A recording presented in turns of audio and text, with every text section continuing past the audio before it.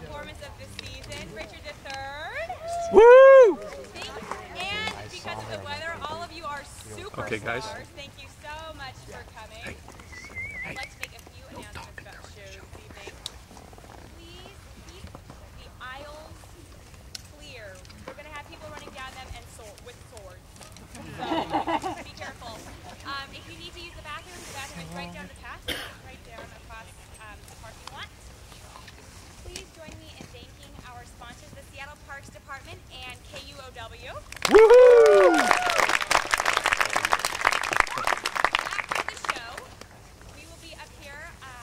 If you feel like contributing, that's great. There's information about that on the back of the program if you've got questions about it. So please come down here and meet us and get to know us. And after the show down here, as well as the actors, we will have wonderful swag, wonderful t-shirts. We've got mugs tonight. We've got more chocolate coin, more programs, Chocolate coin? everything. Yeah! So, sit back and enjoy the show.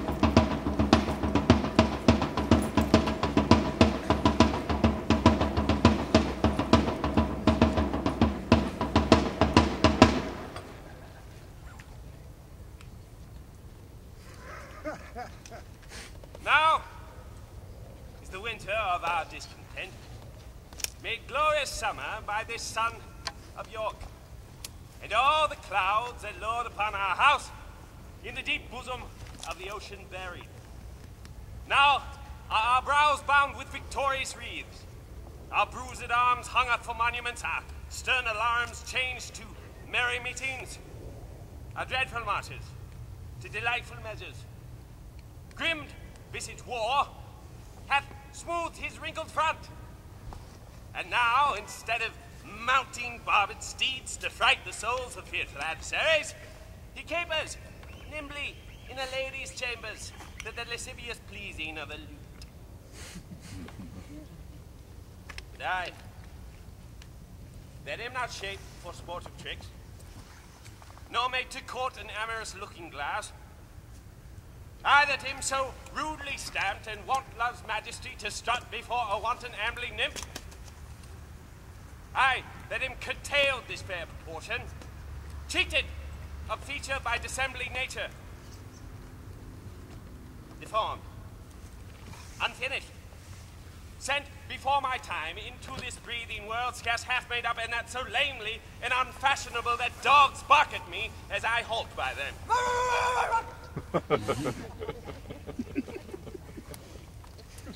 I, in this weak piping time of peace, have no delight to pass away the time unless to spy my shadow in the sun and descant on mine own deformity.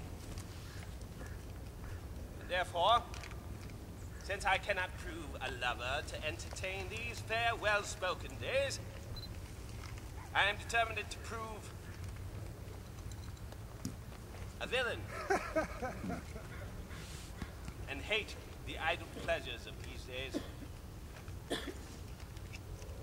Plots have I laid, inductions dangerous, by drunken prophecies, libels, and dreams to set my brother Clarence and the king in deadly hate, the one against the other, and if King Edward be as true and just as I am, subtle, false, and treacherous, this day should Clarence closely be mewed up about a prophecy which says that G of Edward's heirs, the murderers shall be.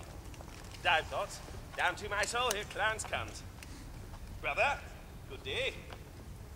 What means this armed guard that waits upon your grace? His Majesty, tendering my person's safety, has appointed this conduct to convey me to the tower. Upon what cause? Because my name is George. Alack, my lord, that fault is none of yours. He should for that commit your godfathers. Or belike his Majesty hath some intent that you be new christened in the tower. What's the matter, Clarence, may I know? I, Richard, when I do, for I protest as yet I do not. But, as I can learn, he hearkens after prophecies and dreams, and from the crossroad plucks the letter G, and says a wizard told him that by G his issue disinherited should be. And for my name of George begins with G, it follows in his thought that I am he. These and such like toys as these have moved his highness to commit me now. Why, this it is when men are ruled by women. Did not the king that sends you to the tower, my Lady Grey, his wife, Clarence, 'tis she that tempers him to this extremity? Was it not she and that good man of worship, Anthony Woodville, her brother there, that made him send Lord Hastings to the tower, from whence this present day he is delivered? We are not safe, Clarence. We are not safe. I beseech your graces both to pardon me. His majesty hath straitly given in charge that no man shall hold conference, of what degree soever, with his brother. We know thy charge, Catesby, and will obey. We are the queen's abjects, then must obey. Brother, farewell. I will unto the king, and whatsoever you would employ me in, were it to call the king's widow sister, I will perform it to enfranchise you. Meantime, this deep disgrace in brotherhood touches me deeper than you can imagine. I know it pleases neither of us well. I'll have patience. Your imprisonment shall not be long. I will deliver you, or else die for you. Meantime, have patience. I must, perforce. Farewell.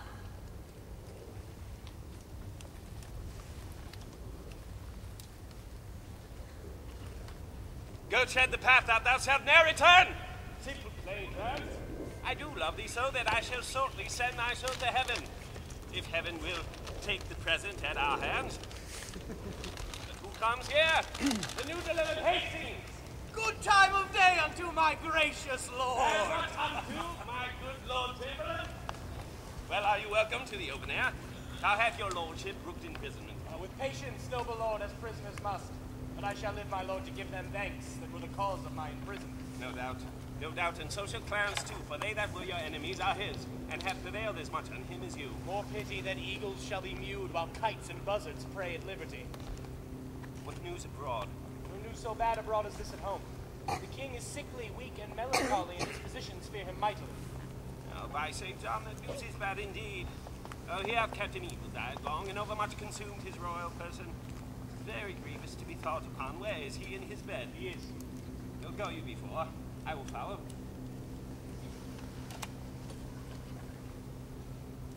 He cannot live, I hope, and must not die till George be packed with post-horse up to heaven.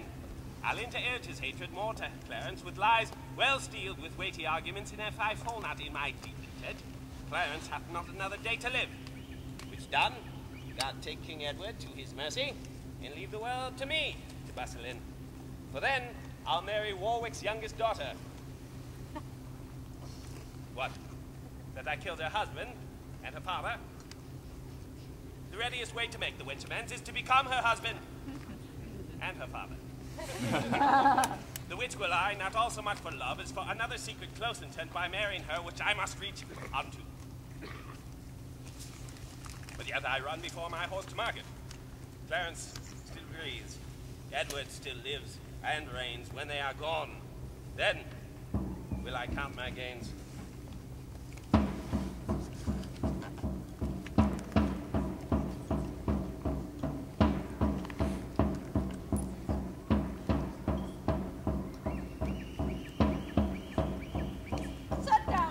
Set down your honorable load, if honor may be shrouded in a hearse. Whilst I a while obsequiously lament the untimely fall of virtuous Lancaster. Lord, she-cold figure of a holy king, be it lawful that I invocate thy ghost to hear the lamentations of poor Anne, wife to thy Edward, thy slaughtered son, stabbed by the self-same hand that made these wounds. Oh, cursed be the hand that made these holes. Cursed the heart that had the heart to do it. Cursed the blood that led this blood from hence.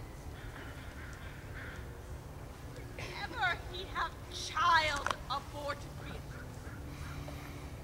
If ever he have wife, let her be made more miserable by the death of him than I am made by my young lord and thee. Come now towards church with your holy load, and for Paul's to be returned there.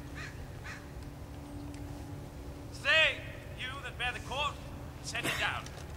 Oh, God, magician conjures up this to charitable deeds.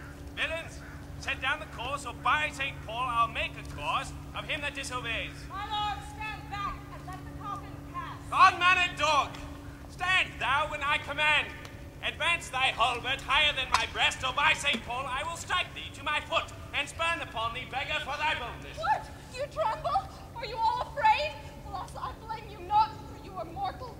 Mortal eyes cannot endure the devil.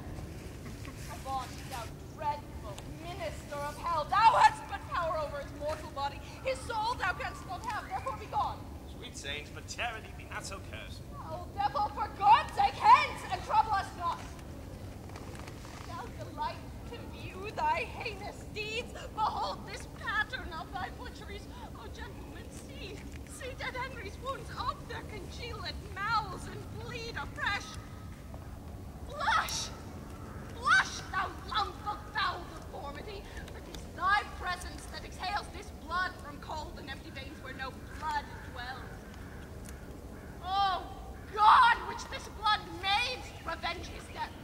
Oh, earth, which this blood drinks, revenge his death. Lady, you know no rules of charity which renders good for bad, blessings for curses. Villain, thou knowst neither law of God nor man. No beast so fierce, but know some touch of pity. But I know none, and therefore am no beast. Oh, wonderful, when devils tell the truth. More wonderful when angels are so angry.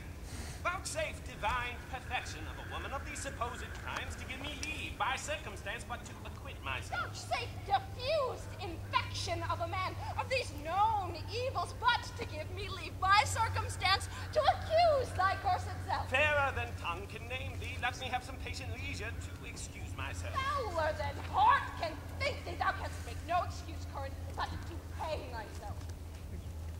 Say I slew them not. Then say they are not slain, but that they are a devilish slave by thee. I did not kill your husband. Why then, he is alive. Nay, he is dead. And slain by Edward's hand.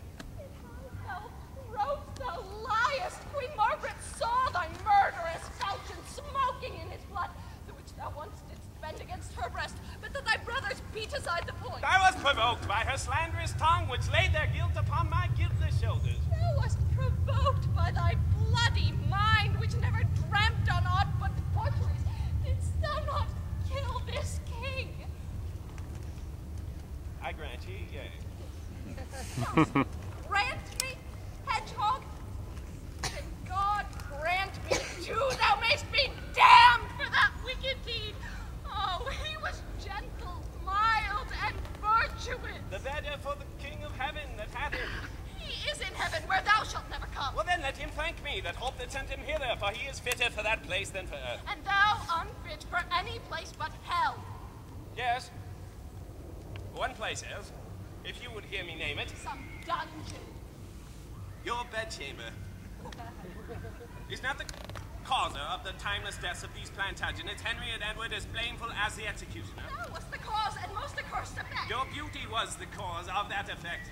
Your beauty that did haunt me in my sleep to undertake the death of all the world, that I might live 1 hour in thy sweet bosom. If I thought that, I tell thee, homicide, these nails should rent that beauty from my cheeks to be revenged on me. Is a quarrel most unnatural to be revenged on him that loveth thee? It is a quarrel just and reasonable to be revenged on him that killed my husband. He that bereft thee, lady, of thy husband, did it to help thee to a better husband. Better doth not breathe upon the earth. He lives that loves thee better than he could. Where is he? Here!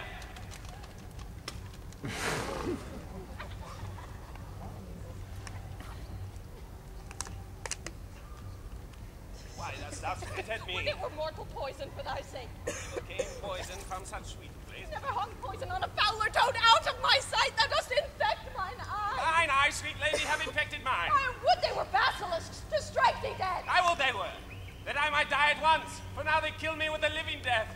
Those eyes of thine for mine have drawn salt tears, chained their aspects with stores of tireless drops. These eyes which never shed remorseful tear, nor when my noble father York and Edward wept to hear the piteous moans that Rutland made, these manly eyes did scorn in humble tear. And with sorrows they could not thence exhale, thy beauty hath and made them blind with weeping. Teach not thy lips such scorn, for it was made for kissing, lady, not for such contempt. If thy revengeful heart cannot forgive, lo, here, I lend thee this sharp-pointed sword, which if thou please to hide in this true breast, and set the soul forth that adoreth thee, I lay it naked to thy deadly stroke, and humbly beg the death upon my knee. Nay, do not pause, for I did kill King Henry, but 'twas thy beauty that provoked me. Nay, now dispatch, for 'twas I that stabbed young Edward, but 'twas thy heavenly face that set me on. Take up the sword again, or take up me. Rise, dissembler, though I wish thy death, I will not be thy executioner. Bid me kill myself, and I will do it. I have already. I was in thy rage. Say it again, and even with the word, this hand, which for thy love did kill thy love, shall for thy love kill of far true love. To both their deaths, thou shalt be accessory. I would I knew thy heart. 'Tis figured in my tongue. Hear me, both are false. There never was man true. Well, put up your sword. Say then my peace is made. That shalt thou know hereafter. Should I live in hope? All men, I hope, live so.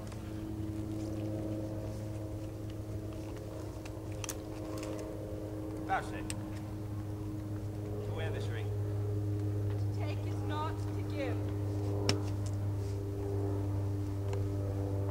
Look, how my ring encompasses thy finger, even as thy breast encloseth my poor heart. Wear both of them, for both of them are thine. And if thy poor obedient servant could but beg one favor at thy gracious hand, thou dost confirm his happiness forever. What is it? That it may please you, leave these sad designs to him that hath the greatest cause to be a mourner, and repair presently to Crosby Place, where after I have solemnly interred at Chertsey Monastery this noble king, and wet his grave with my repentant tears, with all expedient duty will I see you. For divers unknown reasons, I beseech you, grant me this boon. With all my heart, and much it joys me too to see you are become so penitent. Brandon, go along with me. Bid me farewell. It's more than you deserve. But since you teach me how to flatter you, imagine I have said farewell already. Sirs, take up the course. Towards Chertsey then, my lord? No, to Whitefriars, there attend my coming.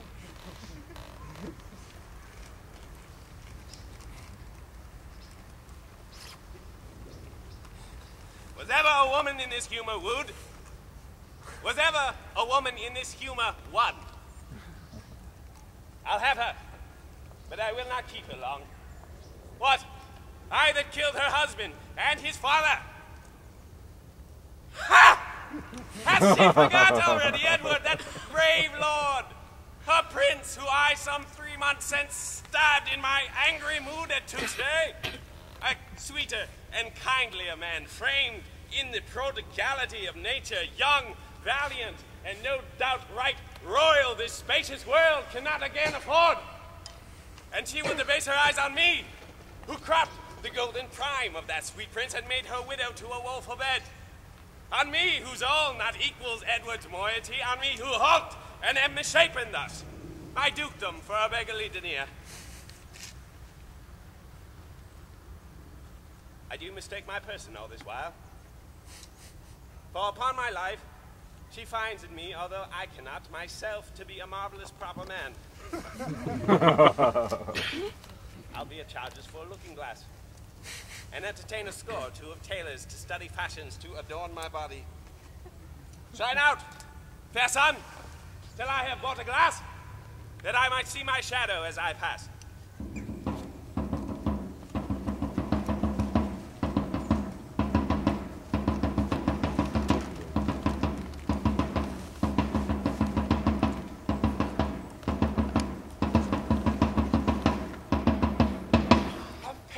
Madam, there's no doubt His Majesty will soon recover his accustomed health.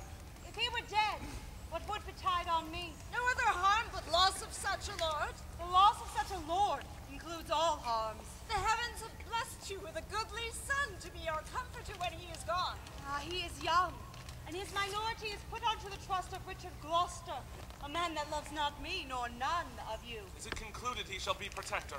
It's determined, not concluded yet, but so it must be if the king miscarry. Here come the lords of Buckingham and Derby. Good time of day unto your royal grace. God make your majesty joyful as you have been.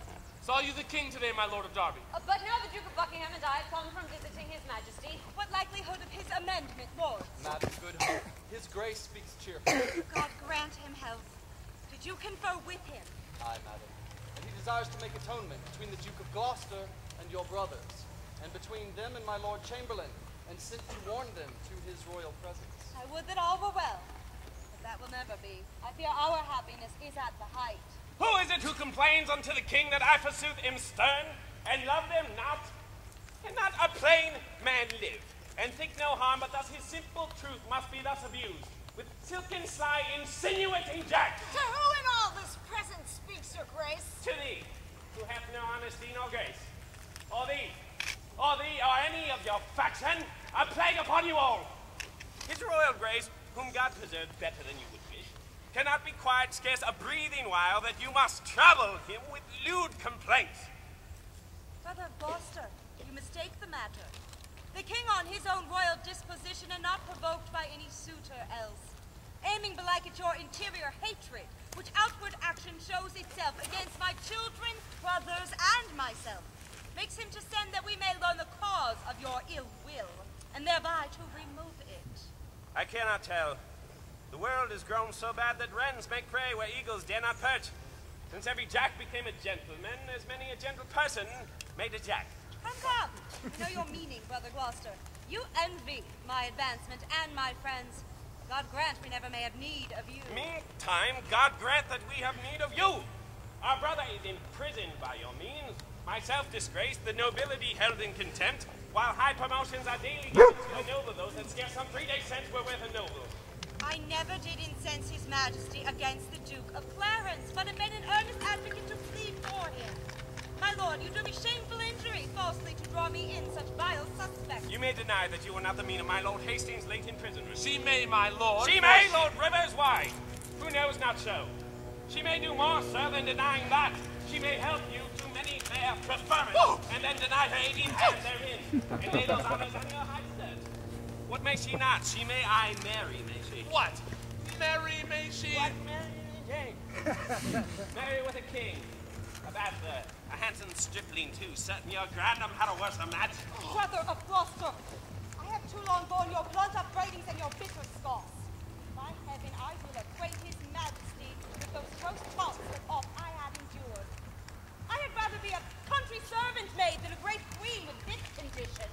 To be so baited, stormed, and scorned at. Small joy have I in being England's queen. What? Threat you me with telling the king? Tell him! Spare him not! Look what I have said. I will avouch it in the presence of the king. I dare adventure to be sent to the tower. 'Tis time to speak. My pains are quite forgot. Ere you were queen, I, or your husband king, I was pack horse in his great affairs. A weeder out of his proud adversaries, a liberal rewarder of his friends. To royalize his blood, I spent mine own. Let me put it in your heads, if you forget what you were ere this, and what you are. Or what I was, or what I am. A murderous villain, and so still thou art. I would to God my heart was strong and flint like Edward's, or Edward's soft and pitiful like mine. I am too childish foolish for this world. Hie thee to hell for shame, thou cackle demon, there thy kingdom is. My lord of Gloucester, in those busy days which here you urged to prove us enemies, we followed then our lord, our sovereign king. So should we you, if you should be our king. If I should be, I would rather be a peddler. Far be it from my heart, the thought thereof. As little joy as you suppose you should enjoy were you this country's king. As little joy should you suppose in me, being the queen thereof. Aye, little joy enjoys the queen thereof, for I am she and altogether joyless. I can no longer hold me patient. Hear me, you wrangling pirates, that fall out in sharing that which you have killed from me! Foul, wrinkled witch! What makest thou in my sight? But repetition of what thou hast marred, that will I make before I let thee go. Were you not banished on pain of death? I was, but I do find more pain in banishment then death can yield me here, by my abode. A husband and a son thou owest me. Thou a kingdom, all of you allegiance. The sorrow that I have by right is yours, and all the pleasures you usurp are mine! The curses my noble father laid on thee, when thou didst crown his warlike brow with paper, and with thy scorns threw rivers from his eyes, and then, to dry them, gavest thou the Duke a clout, steeped in the faultless blood of pretty Rutland. His curses then, from bitterness of soul denounced against thee, have fallen upon thee, and God, not we, have plagued thy bloody deed. So justice, God, to right the innocent. Was the foulest deed to slay that babe, and the most merciless that e'er there was. Tyrants themselves wept when it was reported. No man but prophesied revenge for it. Northumberland and present wept to see it. What? Were you snarling all before I came, ready to catch each other by the throat? And turn you now your hatred all on me? Did York's dread curse prevail so much with heaven, that Henry's death, my lovely Edward's death, their kingdom's loss, my woeful banishment, should all but answer for that peevish brat? Can curses pierce the clouds and enter heaven? Why then give way, dull clouds, to my quick curses. Though not by war, by surfeit die your king, as ours by murder to make him a king. Edward, thy son that now is Prince of Wales, for Edward, my son that was Prince of Wales, die in his youth by like untimely violence.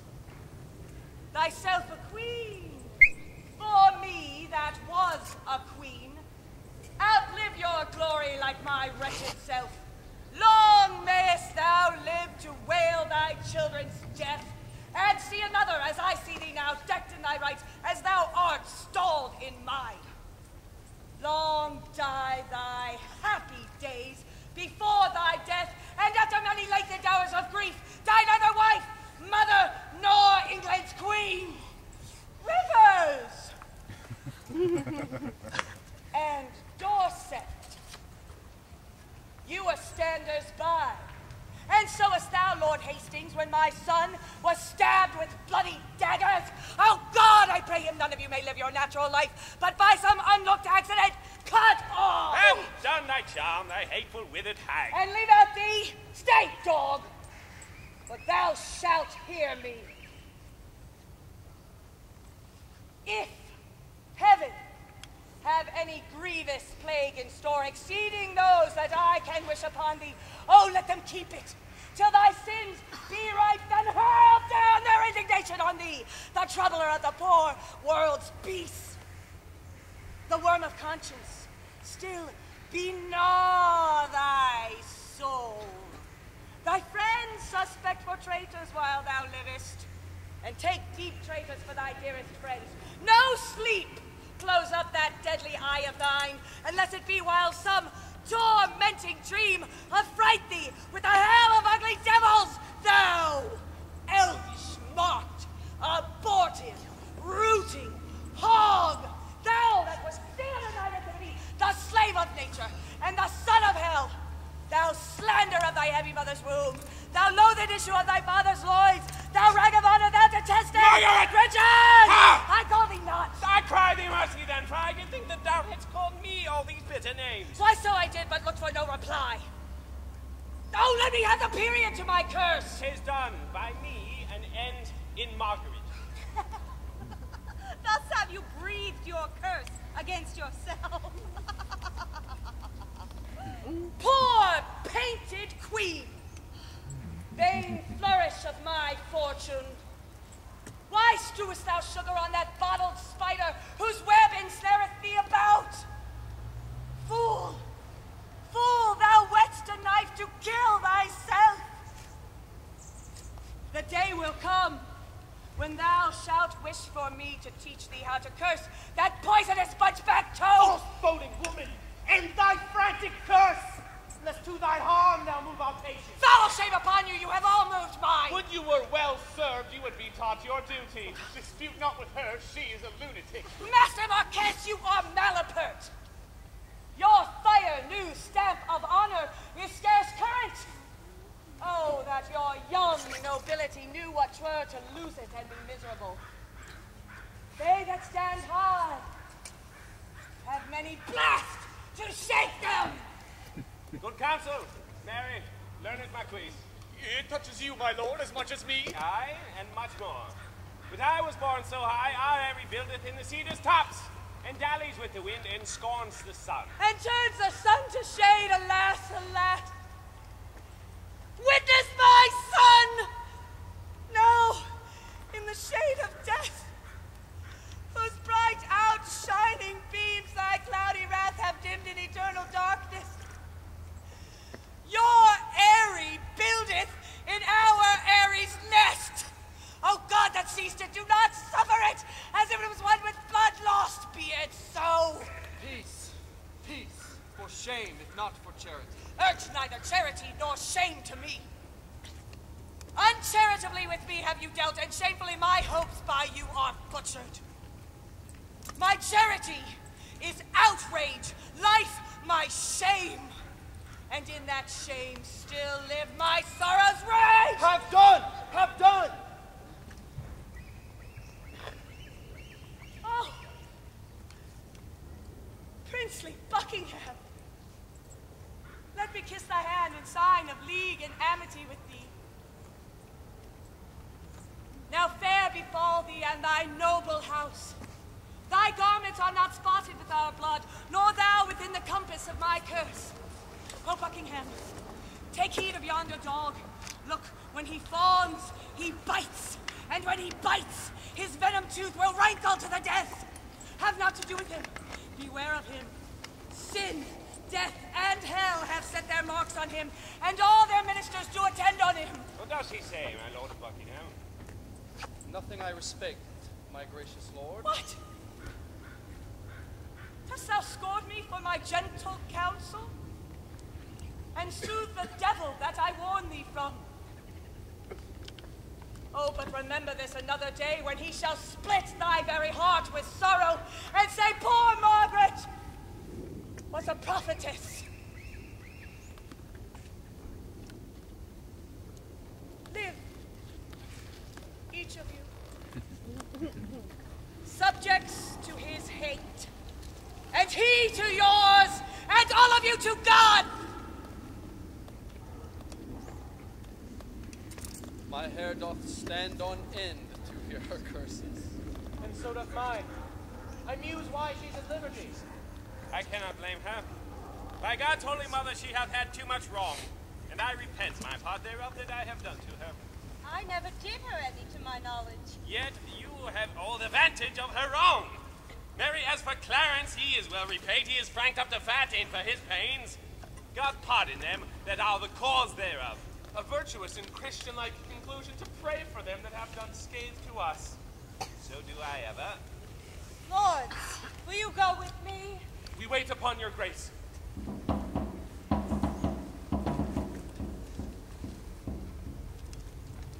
Thus do I clothe my naked villainy, without end stolen forth from Holy Writ, and seem a saint, when most I'd play the devil. But soft, here come my executioners. How now, my hardy, stout, resolved mates? Are you now going to dispatch this thing? We are, my lord, and give to of the warrant that we may be admitted where he is. Well, tough fun. I have it here about me. When you have done, repair to Crosby Place, but sirs, be sudden in this execution. With all obdurate, do not hear him plead, for Clarence is well spoken and may move your hearts to pity if you mark him. Tut, tut, my lord, we will not stand to prate. Talkers are no good doers. Rest assured, we go to use our hands and not our tongues. Your eyes drop millstones when fools' eyes fall tears. I like you, lads. About your business straight. Go. No dispatch. Aye, we will, my noble lord.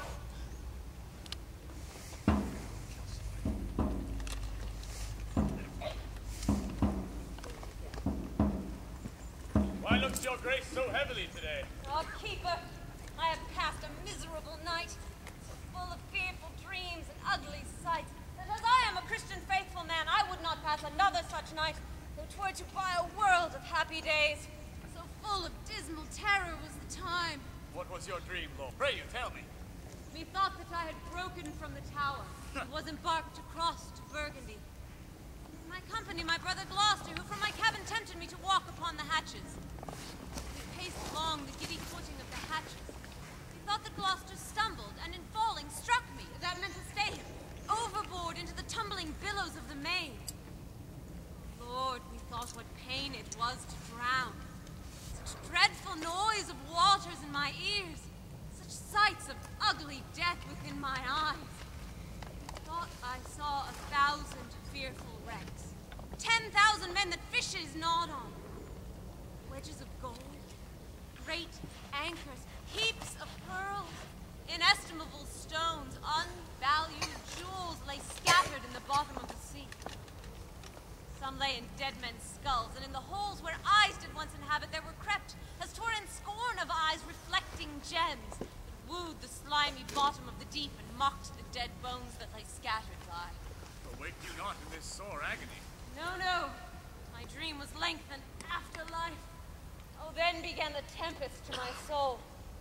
I passed, methought, the melancholy flood with that sour ferryman that poets write of into the kingdom of perpetual night. First that there to greet my stranger soul was my great father-in-law, renowned Warwick, who spake aloud. What scourge for perjury can this dark monarchy afford, false Clarence? So he vanished. Then came wandering by a shadow like an angel with bright hair dabbled in blood, and he shrieked out loud, Clarence is come! False, fleeting, perjured Clarence who stabbed me in the field by Tewkesbury. Seize on him, Furies, take him unto torment! That thought a legion of foul fiends environed me, and howled in mine ears such hideous cries, that with the very noise I trembling waked. For a season after could not believe but that I was in hell. A terrible impression made my dream. No marvel, Lord. Though it hath affrighted you, I am afraid methinks to hear you tell it. Keeper, I have done these things that thou give evidence against my soul for Edward's sake. See how he requites me. God, my deep prayers cannot appease thee, but thou wilt be avenged on my misdeeds. Yet execute thy wrath in me alone. Oh, spare my guiltless wife and my poor children. Keeper, I prithee sit by me a while. My soul is heavy, and I fain would sleep. I will, my lord. God give your grace good rest.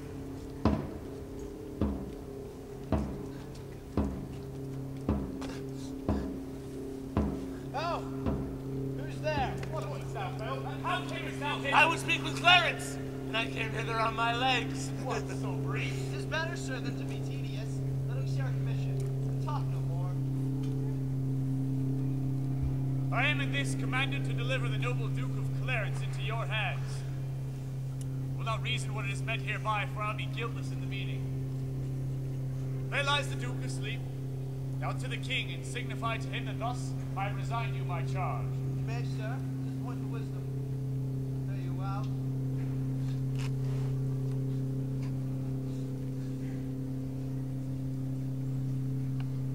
What?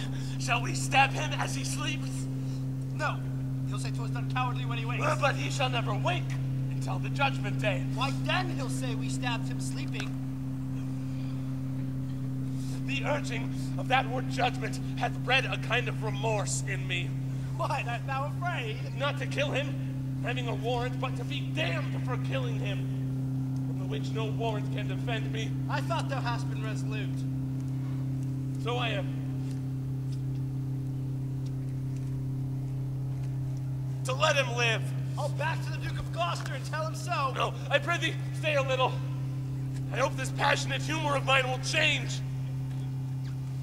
How does thy feel thyself now? That some certain traits of conscience are yet within me. Remember our reward when the deed's done. Soons. Dies. I had forgot the reward. Where's thy conscience now? In the Duke of Gloucester's purse. And we opens his purse to give us our reward. Thy conscience flies out. It is no matter, let it go. What if it come to thee again? I'll not meddle with it. Makes a man a coward. A man cannot swear, but it accuseth him.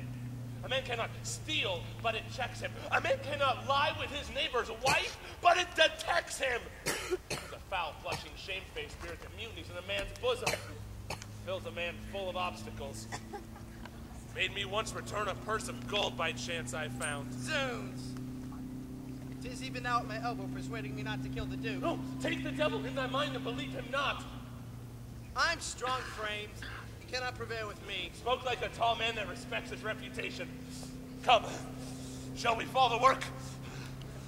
Take him over the costard with the hilts of thy sword, and throw him in the Malmsey butt in the next room. Oh, excellent device. And make us off of him. Soft, he wakes. Strike! Not me, what art thou? To the man, as you are. Not as I am royal. No, you as we are loyal. Voice is thunder, but thy looks are humble. My voice is now the king's. My looks mine own. Darkling her deadliness does speak. Eyes do menace me. Why look you pale? Who sent you hither? Wherefore do you come? To murder me? Aye. Scarcely have the heart to say it, therefore cannot have the heart to do it. Wherein, my friends, have I offended thee? Offended us you have not, but the king. I shall be reconciled to him again. Never, my lord. Therefore prepare to die. Ah! Are you drawn forth among a world of men to slay the innocent? What is my offense? Where is the evidence that doth accuse me? I charge you by Christ's blood, shed for our grievous sins, that you depart and lay no hands on me. The deed you undertake is damnable. What we will do, we do upon command. He that hath commanded is our king. Erroneous vassals. The great King of Kings has in the table of his law commanded that thou shalt do no murder. Will you then spurn his edict and fulfill a man's? Take heed, for he holds vengeance in his hand to hurl upon their heads that break his law.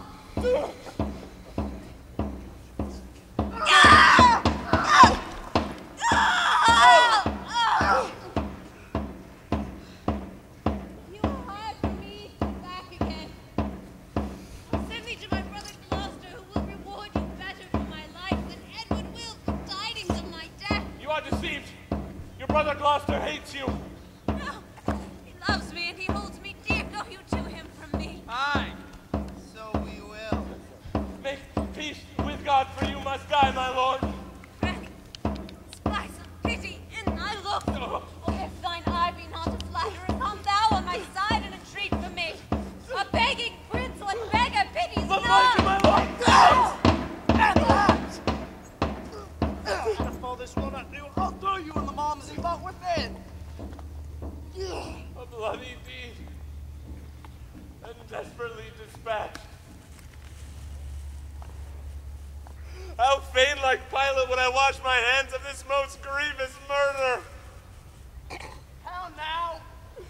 What means thou that thou helpst me not? By having the Duke shall know how slack you've been. Then would he knew that I had saved his brother. Take thou the purse and tell him what I say, for I repent me that the Duke is slain. So do not I. Go, coward as thou art. Well, now hide the body in some hole so that the Duke give order for his burial. And when I have my meat, I will away.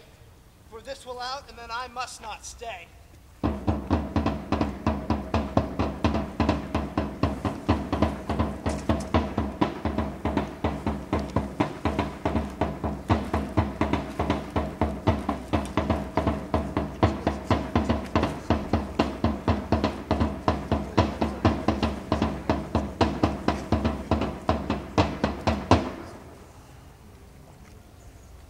Why so?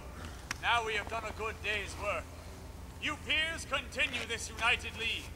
I every day expect an embassage from our Redeemer to redeem me hence. The more in peace my soul shall part to heaven, since I have made my friends at peace on earth. Rivers and Hastings, take each other's hand. Dissemble not thy hatred, swear thy love. By heaven, my soul is purged from grudging hate, and with my hand I swear my true heart's love. So thrive I, as I truly swear the like. Take heed, you dally not before your king, lest he that is the King of Kings confound thy hidden falsehood, and award either of you to be the other's end. So prosper I, as I do swear perfect love. And I, as I love Hastings with my heart. Madam, yourself is not exempt from this. Nor you, Buckingham, nor you. You have been factious one against the other. Wife, love Lord Hastings. Let him kiss thy hand, and what you do, do it unfeignedly. There, Hastings. Nevermore will I remember our former hatred, so thrive I and mine. So swear I. Now, princely Buckingham, seal thou this league with thy embracements to my wife's allies, and make me happy in your unity. If ever Buckingham doth turn his hate upon your grace, but with all duteous love doth cherish you and yours, God punish me with hate in those where I expect most love. When I have most need to employ a friend, and most assured that he is a friend, deep, hollow, treacherous, and full of guile be he unto me, if ever I am cold in love to you or yours. Pleasing cordial, princely Buckingham, is thy vow unto my sickly heart. There now wanteth our brother Gloucester here, to make a blessed period of this peace. And in good time, here comes Sir Richard Ratcliffe and the Duke. Good morrow to my sovereign king and queen and princely peers. A happy time of day. Happy indeed as we have spent the day, Gloucester. We have done deeds of charity, made peace of enmity, fair love of hate between these swelling and wrong insensate peers. A blessed labour, my most sovereign king. Among this princely heap, if any here by false intelligence or wrong surmise hold me a foe, if I unwittingly or in my rage have committed that is highly borne by any in this present, I desire to reconcile me to his friendly peace. 'Tis death to me to be of enmity, and desire all good men's love. First, madam, may I entreat true peace of you, which I shall purchase with my duteous service.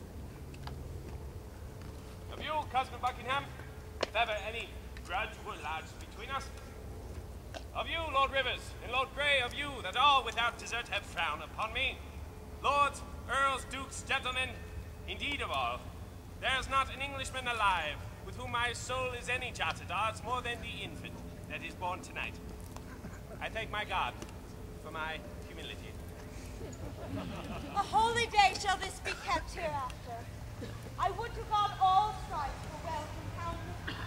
My sovereign lord, I do beseech your grace to take your brother Clarence to your heart. Why, madam, have I offered love for this to be so flouted in this royal present? Who knows not that the gentle duke is dead? You do him injury to scorn his cause. Who knows not he's dead? Who knows he is? Oh, in heaven, what a world is this? Is Clarence dead? The order was reversed. But he, poor man, by your first order died. And that a winged Mercury did bear. Some tardy cripple bore the counterman, which came too late to see him buried.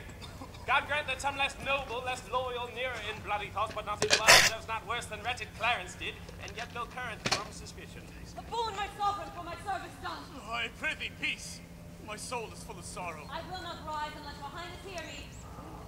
Say at once what it is thou demandest. The forfeit sovereign of my servant's life, who slew today a riotous gentleman lately attendant on the Duke of Norfolk. Have I a tongue to doom my brother's death? Will that tongue give pardon to a slave? My brother killed no man. His fault was thought. For that his punishment was bitter death. Who sued to me for him? Who knelt at my feet and bade me be advised? Who spoke of brotherhood? Who spoke of love? But when your carters or your waiting vassals hath done a drunken slaughter and defaced the precious image of our dear Redeemer, you're straight on your knees for pardon. Pardon! And I unjustly too must grant it you. But for my brother not a man would speak! Nor I, ungracious, speak unto myself for him. For so, the proudest of you all have been beholding to him in his life, yet not a one of you would once beg for his life! Oh God, I fear thy justice will take hold on me, and you, and yours and mine for this! Come, Hastings. Oh, help me to my closet. Oh, Claire. This is the fruit of rashness. Mark you not how the guilty kindred of the queen looked pale when they did hear of Clarence's death? Well, they did urge it still unto the king. God will revenge it. Come, lords. Will you go to comfort Edward with our company? We wait upon your grace.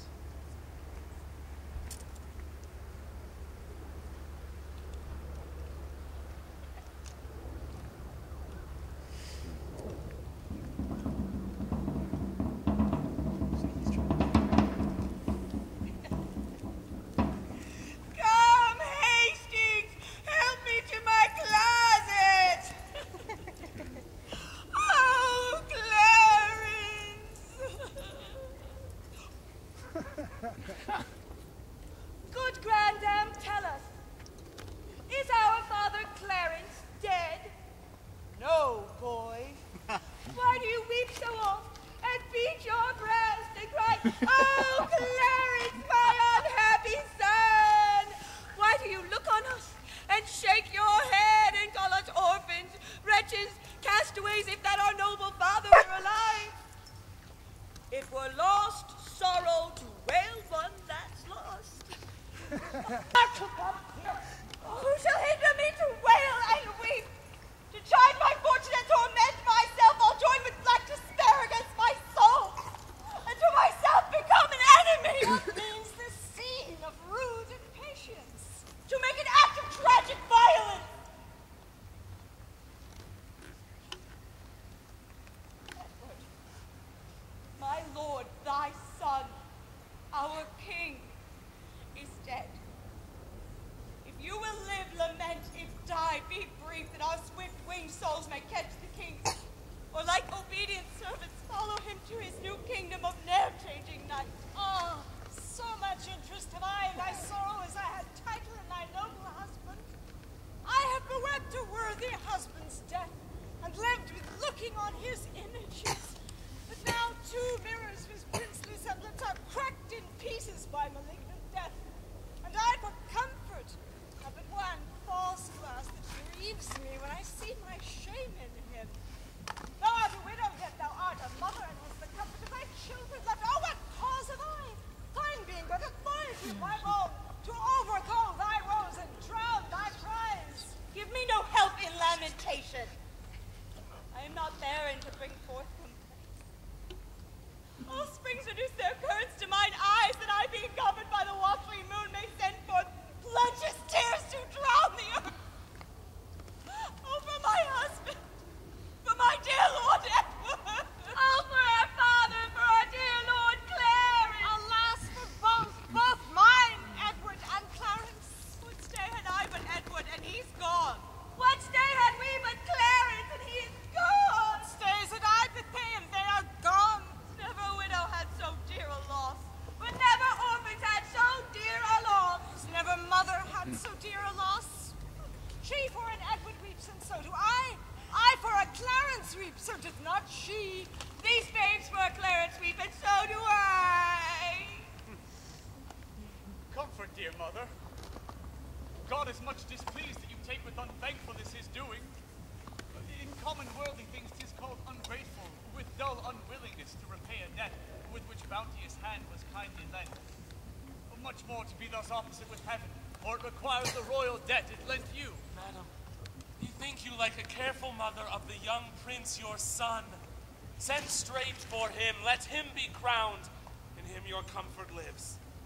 Drown desperate sorrows in dead Edward's grave. Plant your joys in living Edward's throne. Sister, have comfort. All of us have cause to wail the dimming of our shining star, but none of us can help our harms by wailing them. Madam, my mother, I cry you mercy. Did not see your grace. Humbly on my knee, I crave your blessing. God bless thee, and put meekness in thy breast, love, charity, obedience, and true duty. Amen. And make me die a good old man. That is the butt end of a mother's blessing. I marvel that her grace did leave it out. You cloudy princes and hot sorrowing tears that bear this heavy, mutual load of moan, now cheer each other in each other's love. Though we have spent our harvest of this king, we are to reap the harvest of his son. The broken rancor of your high-swollen hates, but lately splinted, knit, and joined together, must gently be preserved, cherished, and kept. Meseemeth good that with some little train forthwith from Ludlow, the young prince be fetched hither to London to be crowned our king. Why with some little train, my lord of Buckingham?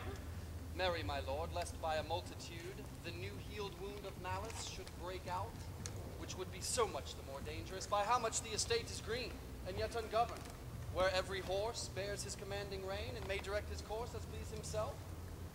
As well the fear of harm as harm apparent, in mine opinion, ought to be prevented. I hope the king make peace with all of us, and the compact is firm and true in me. And so in me. And so I think in all, yet since it is but green, it should be put to no apparent likelihood of breach, which haply by much conference might be urged.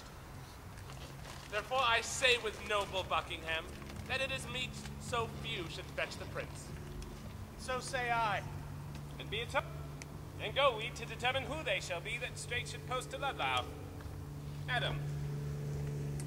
And you, my sister, will you go to give your censures in this business? With all our hearts.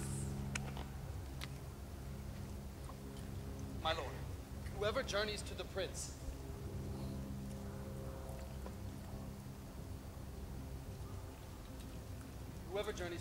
for God's sake, let not us two stay at home. For, by the way, I'll sort occasion as index to the story we late talked on, to part the queen's proud kindred from the prince. My other self, my council's consistory, my oracle, my prophet, my dear cousin, I as a child will go by thy direction toward Ludlow then, or will not stay behind. Then you conclude, my granddam, that he is dead. Peace, children, peace. Grandam, my good Uncle Gloucester told me that the now dead king, provoked to it by the queen, devised impeachments to imprison him. And when he told me so, he wept and pitied me and kissed my cheek. Ah, that deceit should steal such a gentle shape, and with a virtuous visor hide deep vice. He is my son, I, and therein my shame, yet from my dunce he do not this deceit. Think you he did dissemble? Aye, boy, I cannot think it. But soft who comes here? Last night I hear they lay in Stony Stratford. At Northampton do they rest tonight. Tomorrow or next day they will be here. I long with all my heart to see the prince. I hope he is much grown since last I saw him. But I hear no. They say my son of York has almost o'ertaken him. Aye, mother, but I would not have it so. Why, my good cousin, it is good to grow. Grandam, as we did sit at supper, my Uncle Rivers talked how I did grow more than my brother. Aye, quoth my Uncle Gloucester, small herbs have grace, great weeds do grow apace. And since methinks I would not grow so fast, because sweet flowers are slow and weeds make haste. Oh, good faith, good faith. The saying did not hold in him that did object the same to thee. He was the wretchedest thing when he was young, so long of growing and so leisurely that if his rule were true, he should be gracious. Mary, they say my uncle could gnaw a crust at 2 hours old. 'Twas full 2 years ere I could get a tooth. Grandam, this would have been a biting jest. I prithee, pretty York, who told A thee messenger, this? what news? Such news, my lady, as grieves me to report. About the prince. Well, madam, and in health, What is thy news? Lord Rivers and Lord Grey are sent to Pomfret, and with them Sir Thomas Vaughan prisoners. Who committed them? The mighty dukes, Gloucester and Buckingham. For what offense? The sum of all I can I have disclosed. Why or for what the nobles were committed is all unknown to me, my gracious lady. I see the ruin of my house. Tiger now hath seized the gentle hind. Insulting tyranny begins to jut upon the innocent and all misthrown. Welcome destruction, blood, and massacre. I see as in a map the end of all. Accursed and unquiet rank and killing days. How many of you have mine eyes beheld? Come, my boy, we will to sanctuary. Madam, farewell. Stay, I will go with you. Have no cause. Oh, preposterous and frantic outrage, and thy damned spleen. All it be done to look on earth no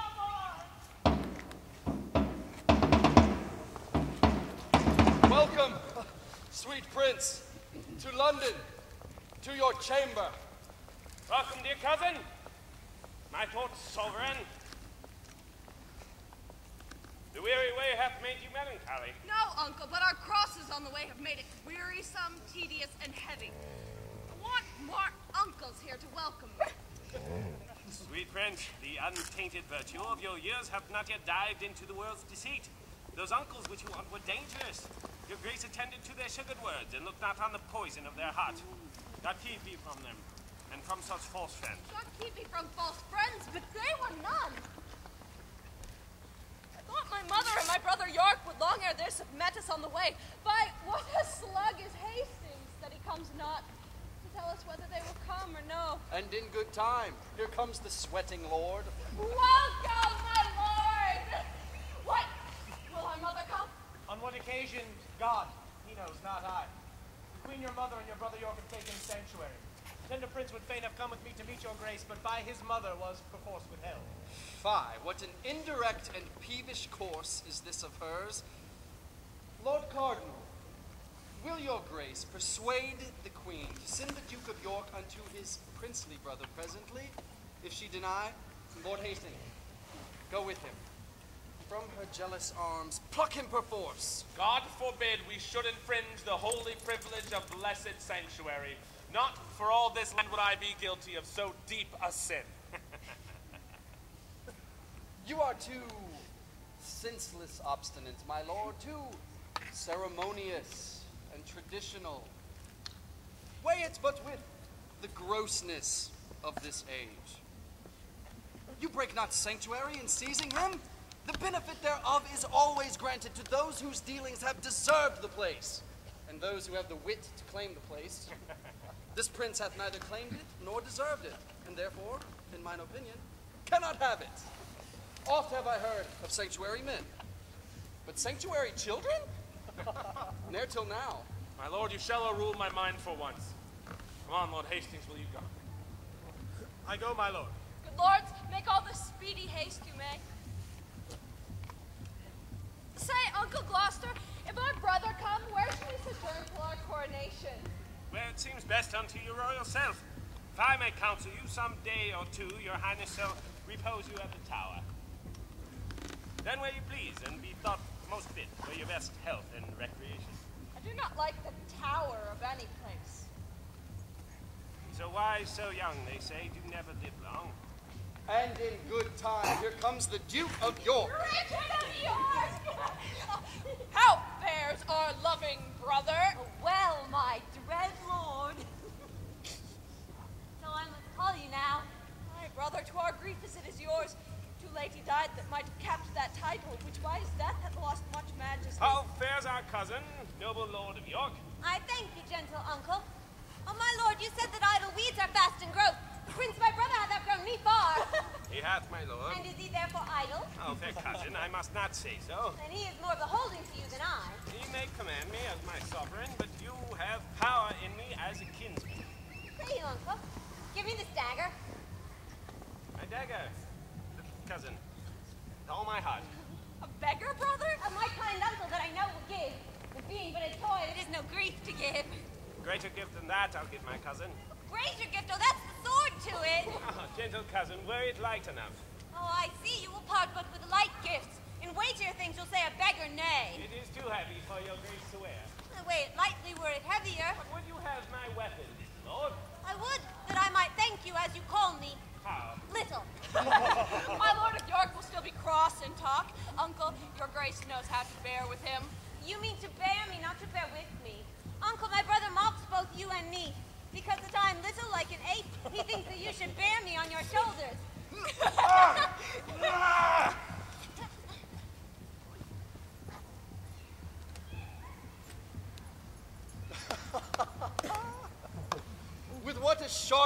undivided wit, he reasons. To mitigate the scorn he gives his uncle, he prettily and aptly taunts himself. So cunning and so young is wonderful. My lord, will it please you pass along? Myself and my good cousin Buckingham will unto your mother to entreat her to come to the tower and welcome you. What, will you go into the tower, my lord? My lord protector needs will have it so. We'll not rest in quiet in the tower. Why? What should you fear? Marry my Uncle Clarence, angry ghost. My granddad told me he was murdered there. I fear no, uncle's dead. No none that live, I hope. And if they live, I hope I need not fear. But come, my lord, with a heavy heart, thinking on them go I into the tower. My lord, think you this little prating York was not incensed by his subtle mother to taunt and scold you thus opprobriously? No doubt. No doubt it is a parlous boy. Bold, quick, ingenious, forward, capable. He is all the mothers from top to toe. Well, let them rest. Come hither, Catesby. Thou art sworn as deeply to effect what we intend as closely to conceal what we impart. Thou knowest our reasons urged upon the way. What thinkst thou? Is it not an easy matter to make William Lord Hastings of our mind for the installment of this noble duke in the seat royal of this famous isle? He for his father's sake so loves the prince, he will not be one to aught against him. What thinkst thou then of Stanley? Will not he? He will do all in all as Hastings doth. Well, then, no more but this. Go, good Catesby, and as it were afar off, sound thou Lord Hastings how he doth stand affected to our purpose, and summon him tomorrow to the tower to sit about the coronation. If thou dost find him tractable to us, encourage him and give him all our reasons. If he be leaden, icy, cold, unwilling, be thou so too, and so break off the talk, and give us notice of his inclination, for we tomorrow hold divided councils wherein thyself shalt highly be employed. Commend me to Lord William Catesby. Tell him that tomorrow his ancient night's adversaries are let blood at Pomfret Castle. And bid my lord for joy of this good news, give Mistress Shore one gentle kiss the more. Go, good Catesby, effect this business soundly. My good lords both can. Shall we have me, Catesby, ere we sleep? You shall, my lord. At Crosby Place, there shall we find us good. My lord, what shall we do if we perceive Lord Hastings will not yield to our complots? Chop off his head, man. Somewhat will we do.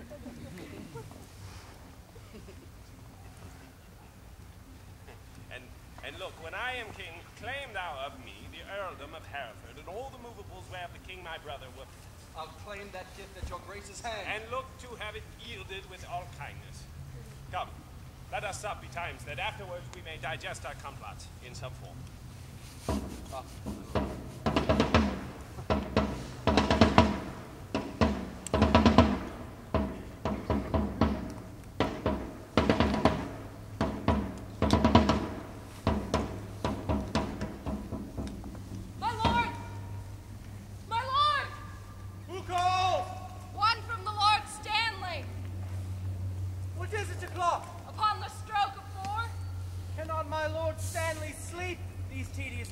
So it appears by that I have to say. First, he commends him to your noble self. What then? Then certifies your lordship that this night he dreamt the boar raised off his helm. Besides, he says there are two councils kept, and that may be decided into one, which may make you and he to rue with the other. Therefore, he sends to know your lordship's pleasure, if you will presently take horse with him, and with all speed post toward the north, to shun the danger that is so binds. Go, man, go. Return unto thy lord. Fear not to hear the separated counsel. Boy's dreams, I wonder he's so simple to trust the mockery of unquiet slumber? To fly the boar before the boar pursues were to incense the boar to follow us and make pursuit when he needed no chase.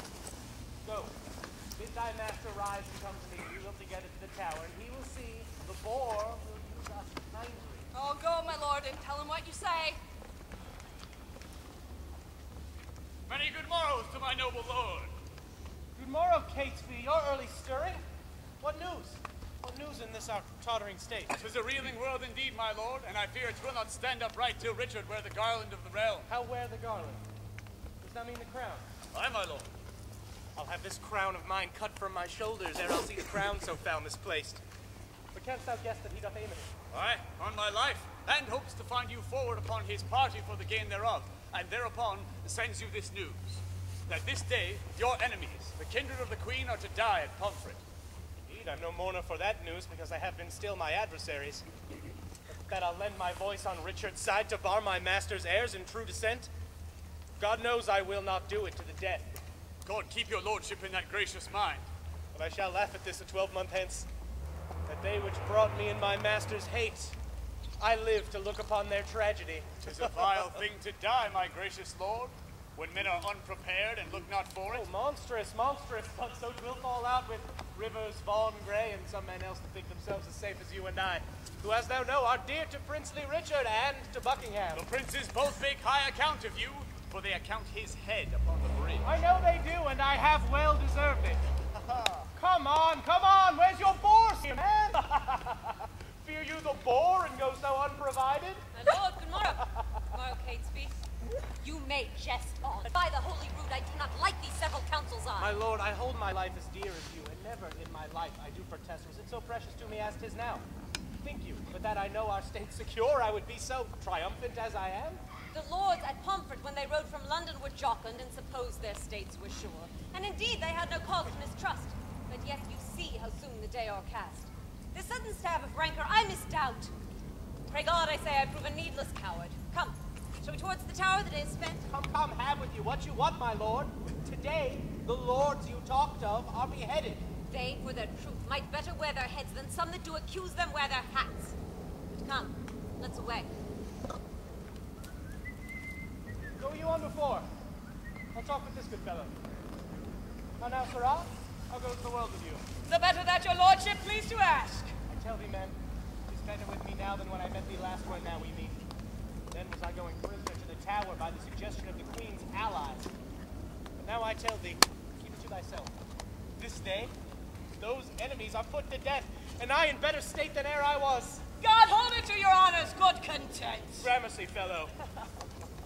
Here, drink this for me. God save your lordship!